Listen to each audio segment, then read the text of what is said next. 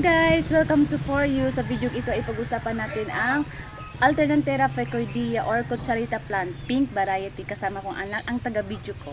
So, kung interesado ka sa aking plant, please watch this video until then. Enjoy! Ito po ang Alternanthera ficoidea.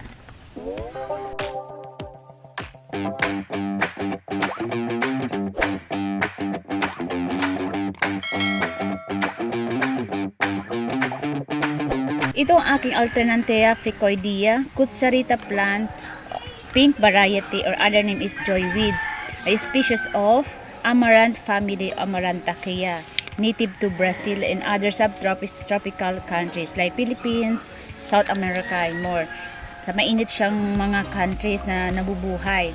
Ang plant requirement nito is, for example, yung light niya, full sun siya, kaya nabuhay siya sa mainit na lugar, direct sun, pero nabubuhay din siya sa warm location.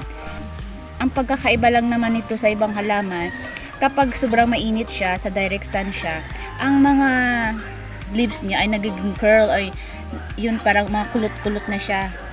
Ibig sabihin, sa mainit talaga siya, makikita mo, kaya nagiging kulot yung mga leaves niya, mga dahon niya. At saka kapag warm area naman, warm location siya, kapag nilagay mo siya sa malilim na lugar, dark area, mas lumalabas ang pagiging green niya. Green, halimbawa ito green, at saka may yellow. Depende sa location na ilalagay mo siya, kaya nakadepende din so yung kulay na lalabas sa mga dahon niya. Kapag bright sun, kapag full sun, kapag direct sun, mas lalong lalabas ang pink, pagka-pink niya, pagka-pink na color, or parang red siya.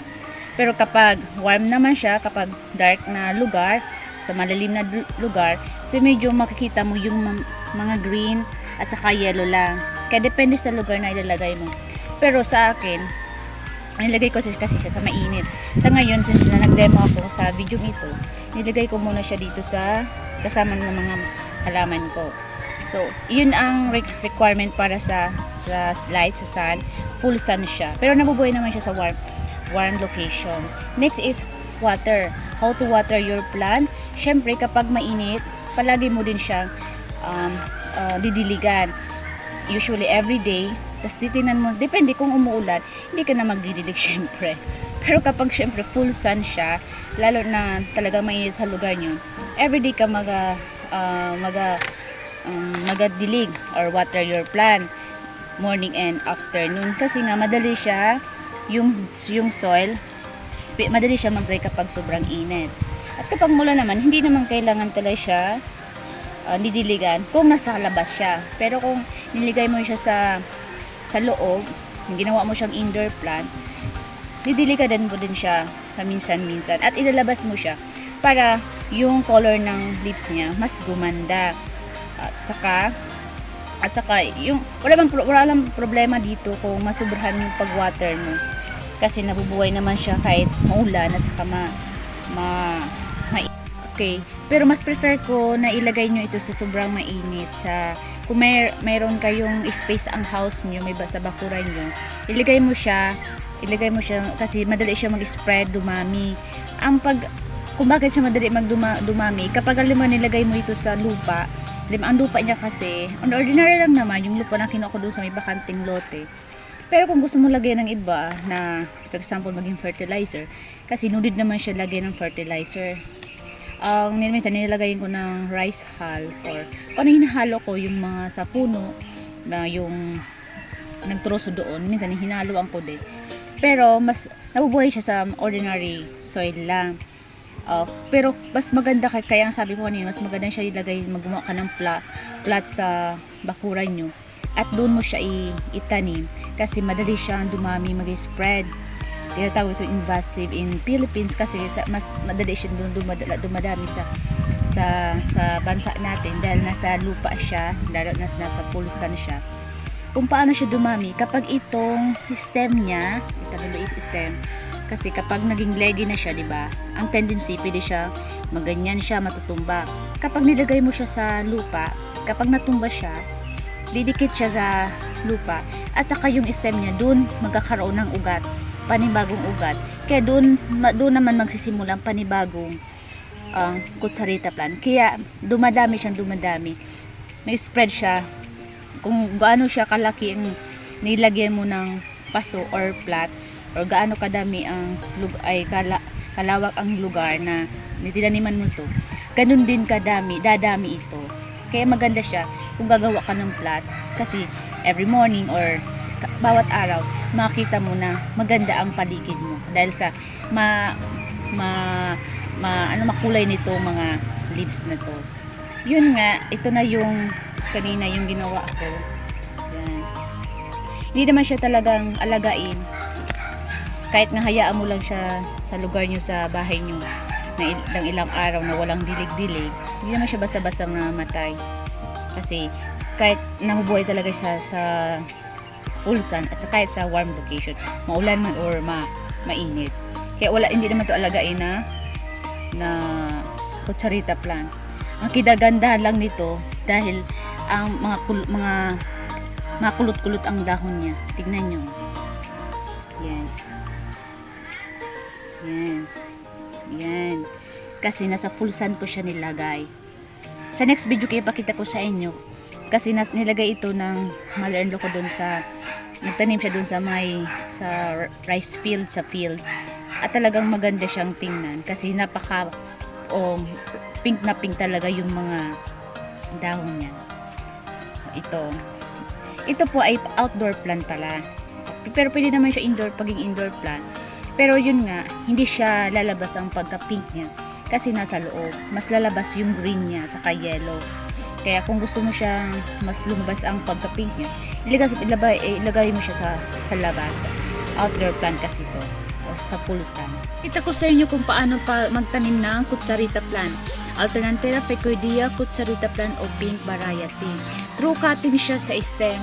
Medyo leggy na siya, mahaba ang stem niya, kakailangan i-prune na natin.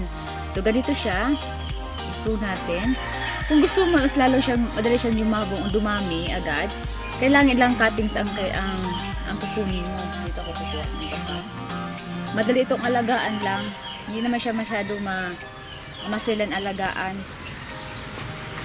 Ito ang ganyan. Ganyan lang kaliliit. Yan lang. Yan kaliliit. Yan. Okay. Alisin natin yung mga dito sa prune natin para mas lalo siyang dumami. Okay. Paano? Anong klaseng soil ito?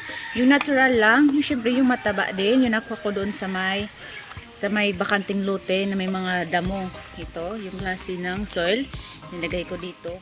Pwede mo siyang haluan ng rice hull kasi may available. At saka ito may halo ng konti na yung sa puno ng kahoy. Pero wala man problema kung talaga pure soil lang talaga siya. Kaya ilagay ko dito siya. Pakita ko lang, konti lang ang itatanim ko ngayon kasi pakita ko lang sa inyo kung paano yung pagtanim ng kutsarita plant. Dito siya. Kung gusto mo madali siyang dumami o yumabong, ilang cuttings ang kailangan mong itanim. Dito.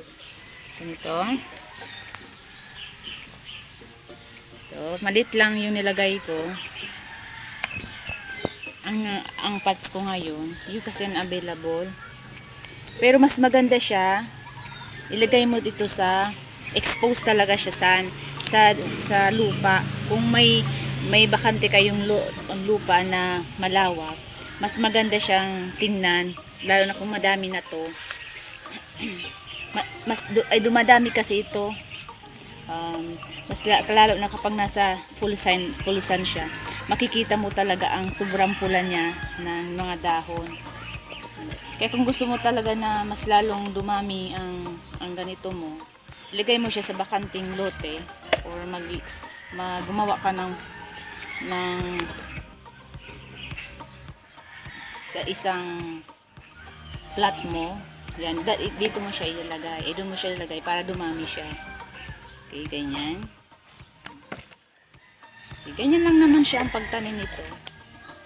Siyempre, pagkatapos dito, didiligan mo siya. Konti-konti. Kapag bago pa lang na tanim, siyempre hindi mo siya hayaan lagay sa sa mainit muna, sa malilim muna. Kapag mga ilang days, for example 1 week, nakita mo na hindi siya nalanta, that's the time na buhay talaga yung ginawa, yung tinanim mo. Okay. So ito na yung tinanim ko kanina, kutsarita plant. Okay, mamaya ilagay ko siya sa malilim na lugar kasi bago pa lang tanim. Pero ito, talaga sa direct sun ko talaga siya nilagay. Kung namin natutunan ka sa halamang ito, kutsarita plant, please like and saka subscribe naman and hit the icon bell para mag-i-updated ka sa mga susunod ko pang mga videos. Thank you guys! This is my kutsarita plant or joy weeds. Bye-bye! See you with my next video! Thank you guys for watching. Hope you enjoyed! Please subscribe and hit the icon bell for more updated plants video. See you with my next video. Bye-bye!